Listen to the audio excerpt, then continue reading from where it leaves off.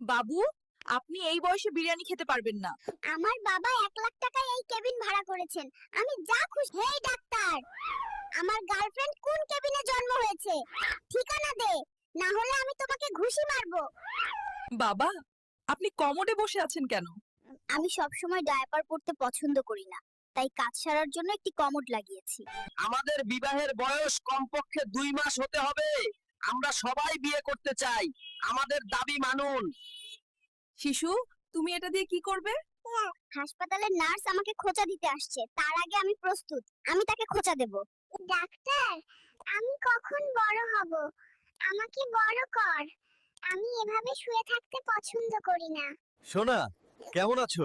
পৃথিবীতে এসে কেমন লাগছে তোমার? চুপ কর বদমাশ, বড় হতে দাও, তারপর ইন্টারভিউ দেব। দিলরুবা, তুমি আমার ভালোবাসা। আমি তোমাকে আমাদের মধুচন্দ্রিমার জন্য আমেরিকায় নিয়ে যাব, আর আমরা কাপল ভ্লগ করব। নাদিয়া,